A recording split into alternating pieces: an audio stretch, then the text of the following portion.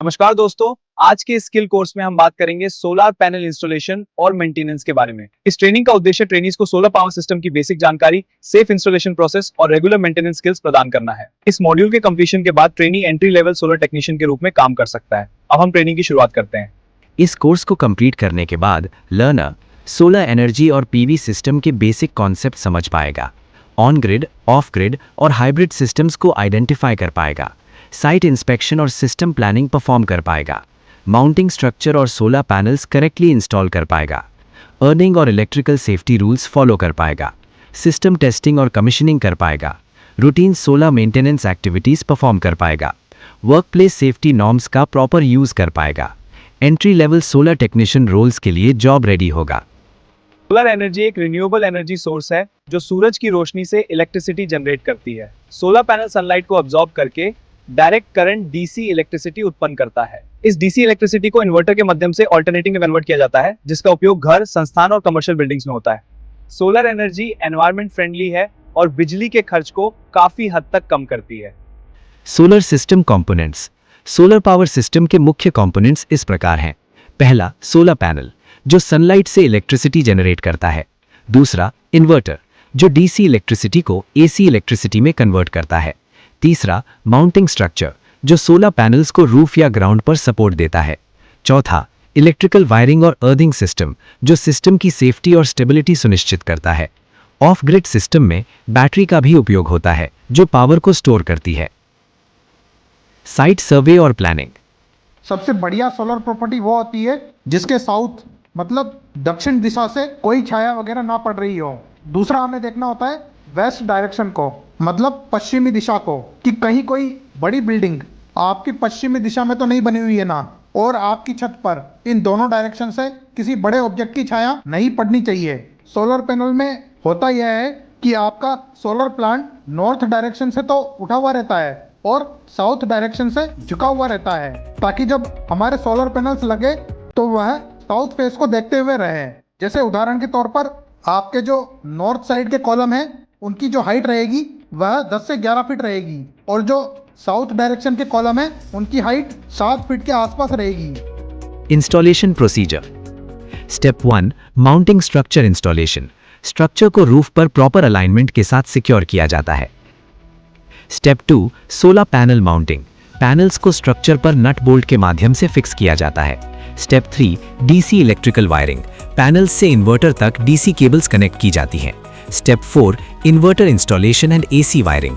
Inverter को wall पर mount करके एसी आउटपुट को लोड या ग्रिड से कनेक्ट किया जाता है।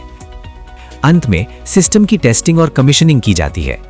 आपके स्ट्रक्चर में 3 प्रकार के मेन कंपोनेंट होते हैं। पहला तो होता है कॉलम, जिसे कि कई लोग पिलर भी बोलते हैं, जो कि हमारा वर्टिकल एलिमेंट होता है। दूसरा होता है राफ्टर, जो कि एक प्रकार से आप स्ट्रक्चर की मेन बीम कह सकते हैं, और यह हमारा हॉरिजॉन्टल एलिमेंट होता है। और तीसरा होता है हमारा पर्लिन, जो कि राफ्टर के ऊपर लगाया जाता है ताकि पैनल्स के लोड को इक्वली डिस्ट्रीब्यूट किया जा सके। तो मेनली यह 3 तरह के एलिमेंट हमारे सोलर स्ट्रक्चर में होते हैं। तो असेंबलिंग के लिए सबसे पहले लेग्स को खड़ा किया जाता है।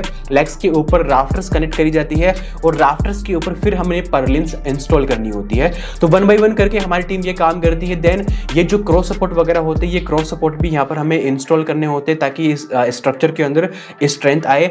तो 1 बाय 1 करके हमारी जो टीम है ये कंप्लीट स्ट्रक्चर को एक बार असेंबल करती है। असेंबल करने के बाद में ये जो नट बोल्ट्स वगैरह होते हैं, इन नट बोल्ट्स को भी इसके अंदर फिट करके एक बार प्रॉपर तरीके से असेंबल किया जाता है। लेकिन हमने यहाँ पर इन नट बोल्ट्स को टाइट नहीं किया है। अभी हमें इस स्ट्रक्चर की पूरा अलाइनमेंट सेट करना है, यानी कि इसके एंगल्स वगैरह प्रॉपर सेट करने हैं। तो इसके लिए हम क्या करेंगे, सबसे पहले ये जो हमारे एंगल्स वगैरह होते हैं, जिसको हम गुनिया भी कहते हैं नॉर्मल लैंग्वेज के अंदर, इनकी हेल्प से हम ये देखने वाले हैं कि पर्लिन्स और राफ्टर के बीच में क्या 90 डिग्री का सही से एंगल बन रहा है या फिर नहीं बन रहा है। मतलब जितने भी एंगल्स वगैरह हमें चेक करने होते हैं सोलर सिस्टम के स्ट्रक्चर के अंदर, वो सारे हमें चेक करने होते हैं। और देन उसके बाद में हम 1 बाय 1 करके नट बोल्ट्स को टाइट करना होता है। अगर हम अलाइनमेंट वगैरह या फिर एंगल वगैरह सही से सेट नहीं करेंगे तो स्ट्रक्चर सही तरीके से इंस्टॉल नहीं होगा, और जब स्ट्रक्चर सही तरीके से इंस्टॉल नहीं होगा तो उसके अंदर सही मजबूती भी नहीं आएगी, और जब हम स्ट्रक्चर के ऊपर पैनल्स वगैरह माउंट करेंगे तो पैनल एक लाइन के अंदर माउंट नहीं होंगे, वो आगे पीछे हमें दिखने वाले हैं। तो पूरा का पूरा जो स्ट्रक्चर है या पूरा का पूरा जो इंस्टॉलेशन है वो बहुत ही बेकार दिखने वाला है। अब ये जो अलाइनमेंट वाला काम है ये बहुत तसल्ली वाला काम होता है, ये टाइम टेकिंग वाला प्रोसेस होता है, लेकिन हाँ हमें अलाइनमेंट सही से करना होता है, सारे एंगल सही से बैठाने होते हैं। देन उसके बाद में ही हम स्ट्रक्चर की जो नट बोल्ट है उनको प्रॉपर तरीके से टाइट कर देते हैं। सोलर पैनल्स को हमने स्ट्रक्चर के ऊपर कंप्लीट माउंट करके इनके नट बोल्ट्स प्रॉपर टाइट कर दिए हैं। अब ये जो सोलर पैनल्स है इनकी वायरिंग्स हमें आपस के अंदर कनेक्ट करनी है। हमने यहाँ पर सिस्टम में 12 पैनल यूज करे तो 12 पैनल को हमें सीरीज में कनेक्ट करना होगा। तो ये जो पैनल्स है इनकी जो प्लस माइनस है इनको आपस के अंदर कनेक्ट करके हम इन पैनल्स को आपस में सीरीज में कनेक्ट करेंगे।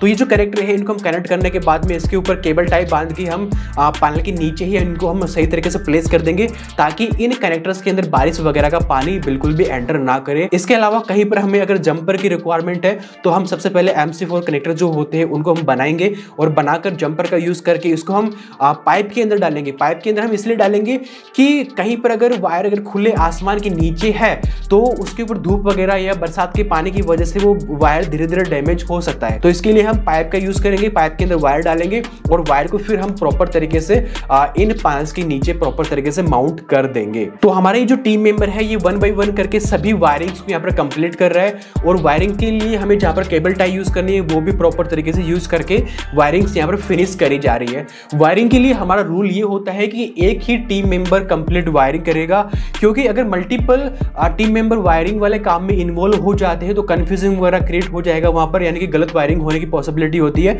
तो हमें एक ही टीम मेंबर प्रॉपर तरीके से फोकस के साथ में ये वायरिंग वगैरह कंप्लीट करता है ताकि वायरिंग में कोई भी मिस्टेक ना रहे। हमारे जो बाकी टीम मेंबर है वो यहाँ पर सिविल का काम कर रहे हैं। सिविल के काम के लिए जो भी मटेरियल होता है कंक्रीट, बजरी, सीमेंट जो होती है उनको सबसे पहले मिलाकर हमने मसाला बनाया है। देन फिर ये जो लैग है इस लैग के ऊपर हमने ये जो फर्मा लगाया, फर्मा लगा के सबसे पहले हम इसमें पानी डालेंगे। पानी डालने के बाद में ये जो मसाला हमने जो बनाया है इस मसाले को हम यहाँ पर फर्मे में डालकर 1 बाय 1 करके इस फर्मे को फिल करेंगे। साथ ही हम किसी न किसी तरीके से इस मसाले को प्रॉपर तरीके से हिलाते भी रहेंगे ताकि इस मसाले के अंदर कोई बबल्स वगैरह ना रहे और ये मसाला प्रॉपर तरीके से अंदर सेट हो जाए। इस सोलर सिस्टम के अंदर टोटल 9 लैग लगे हैं। तो हमारी टीम 1 बाय 1 करके इन सभी 9 लैग के लिए जो सिविल फाउंडेशन है इसका काम कंप्लीट कर देती है। अब हमारा जो अगला काम है वो है इन्वर्टर के इंस्टॉलेशन का। तो हमने यहाँ पर के सोलर का 6 किलोवाट का इन्वर्टर मंगवाया है। तो इस इन्वर्टर को हम अनबॉक्स करके इसका जो स्टैंड होता है उस स्टैंड को सबसे पहले हम दीवार के ऊपर एक बार मार्किंग करेंगे। मार्किंग के लिए हम लेवलर का यूज करेंगे ताकि जो स्टैंड है वो बिल्कुल सीधा यहाँ पर इंस्टॉल हो। मार्किंग करने के बाद में फिर हम ड्रिल की हेल्प से दीवार के अंदर होल करके फास्टनर इंस्टॉल करके इस स्टैंड को प्रॉपर तरीके से यहाँ पर टाइट कर देंगे। देन फिर उसके ऊपर हम इन्वर्टर को माउंट करेंगे। इन्वर्टर के अलावा हमें यहाँ पर DCDB, ACDB और जो केबल स्ट्रिप होती है वो भी हमें यहाँ पर इंस्टॉल करनी होती है। तो इन सब की हम यहाँ पर मार्किंग करेंगे। मार्किंग करके हम यहाँ पर ड्रिल करके इसके अंदर गिट्टी, पेच वगैरह डाल के इन ACDB, DCDB या जो केबल स्ट्रिप है इन सबको प्रॉपर तरीके से यहाँ पर माउंट करके हम यहाँ पर वायरिंग का काम स्टार्ट करेंगे। अब हमारा ये जो टेक्नीशियन है ये यहाँ पर वायरिंग का काम कर रहा है और अभी हम इस टेक्नीशियन को बिल्कुल भी डिस्टर्ब नहीं करेंगे और हमारे जो बाकी टीम मेंबर है वो किसी ना किसी दूसरे काम के अंदर इन्वॉल्व है, क्योंकि अगर वो टीम मेंबर भी यहाँ पर इन्वॉल्व होंगे तो यहाँ पर वायरिंग का कंफ्यूजन क्रिएट हो सकता है और वायरिंग गलत होने की पॉसिबिलिटी हो सकती है। तो सोलर पैनल से जो DC वायर आ रही है उस वायर को भी हम पाइप के अंदर डाल के लेके आएंगे और प्रॉपर तरीके से सैडल वगैरह का यूज करके इसको दीवार पे माउंट करते हुए लेके आएंगे। ये जो DC वायर है ये सबसे पहले जाएगी DCDB के अंदर। DCDB एक सेफ्टी डिवाइस होता है जिसके अंदर DC फ्यूज और SPD लगी होती है जो कि सेफ्टी का काम करता है। देन DCDB से जो वायर है ये निकल के आएगी इन्वर्टर के अंदर। इन्वर्टर उस DC करंट को AC में कन्वर्ट करने के बाद में उसको आगे सप्लाई करेगा। तो इन्वर्टर से जो वायर है वो निकल के फिर जाएगी ACDB के अंदर।